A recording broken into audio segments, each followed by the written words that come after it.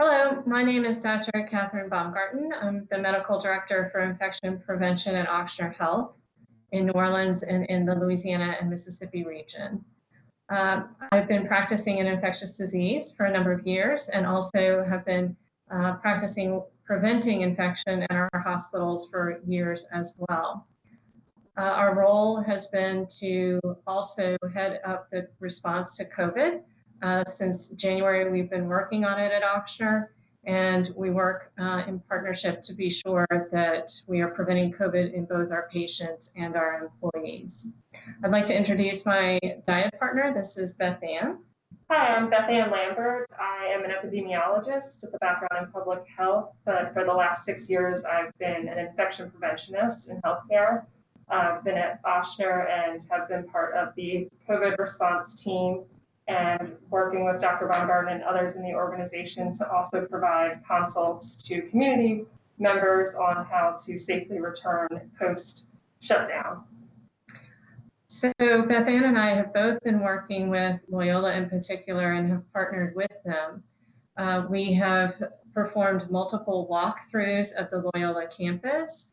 The purpose of that is to be sure that we understand what the facility has and to be able to provide advice as to what to do to make the campus as safe as is humanly possible for students and for employees and staff members and professors that work there.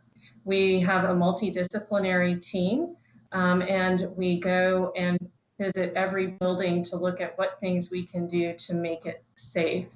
We provide advice on how many occupants should be there. We provide advice on cleaning, on hand sanitizers, on signage, on everything that we can to be sure that we're providing everything possible to keep others safe. I'll turn it over to Beth Ann to talk a little bit about policies and cleaning protocols. Yeah, we've also reviewed the majority of Loyola's plans for reopening. We've looked at different cleaning products, the plans for self-quarantine and self-isolation, making sure that everything has the same muster that we are using in the hospitals to keep patients safe, making sure that those same products are sufficient to keep the students safe at Loyola. We have gotten a lot of testing questions and questions around what to do regarding testing.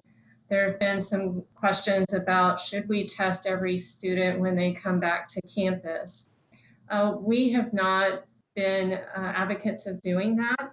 We want to be sure that we use the test judiciously. And we also know that even though we may test a person at one point in time, that doesn't mean that they could not get symptoms or get COVID later on.